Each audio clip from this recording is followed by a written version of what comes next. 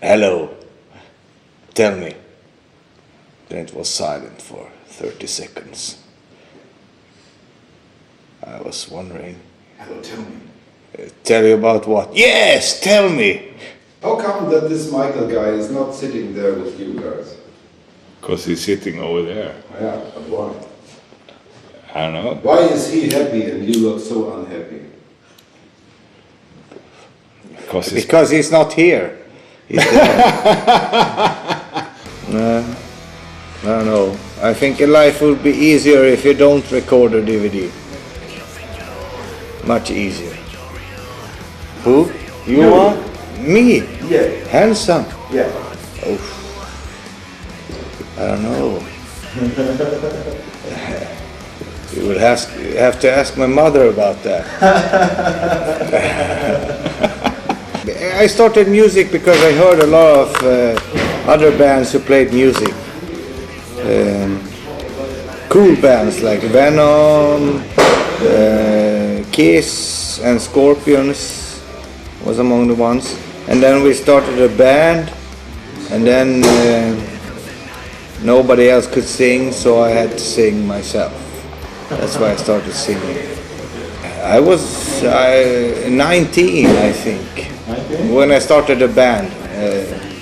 I started listening to music, I was much younger, but when I started a band I was about 19, I think. Yeah, but it's funny because you didn't want to be a singer. No. But you were the best alternative out of the worst. Yeah. So you had to sing. Yeah, Because the other guys, us others, were worse at singing. So. And for the first demo we asked every singer in the whole town of Borås where we come from, and nobody wanted to sing with us. So I had to sing.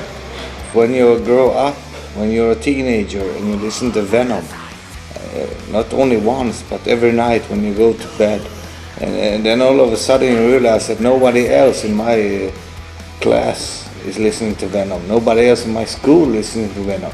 There is maybe one or two other guys in the whole town that are listening to Venom. Then you like those guys. Johan was one of those guys listening to Venom. So he was the other guy? One of the other guys.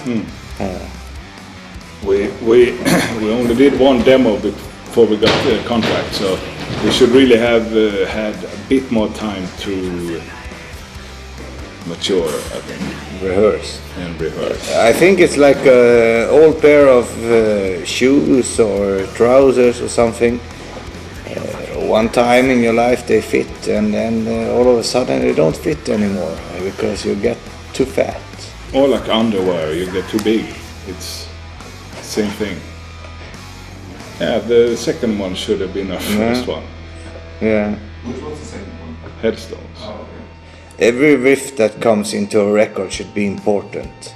You should never do riffs that are not important on a record. I think that's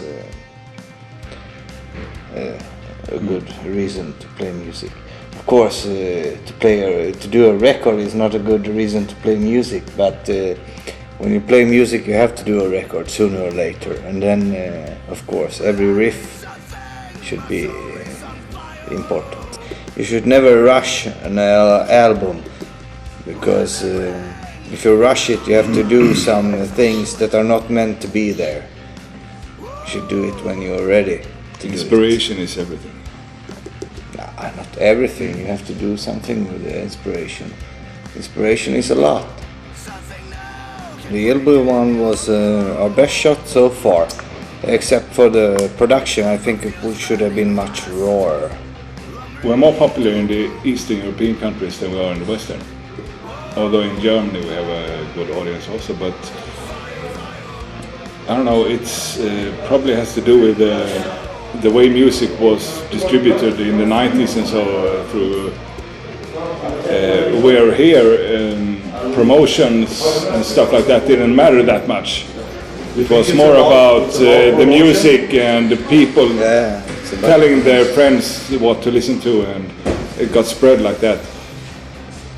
Because we were always on shitty labels almost, so yeah. Real businessmen would call it viral. It was something viral. Pre-viral. Pre-viral. the weirdest thing. There are so many things. I think the traffic in Istanbul was a weird thing. I can still remember that today. We were driving there and this guy from the car that we somehow managed to be enemies with in some way. He came out, opened his door and tried to climb out and I climbed into our car. That was strange. Yeah, on the freeway. Yeah, and it was like in a movie, you know. Oof. It's easy to think how you could feel when another car bumps into your car, but when you do it, it's not exactly how you imagine it to be. It's a bit different. This was in what is this place called? It's a Russian city.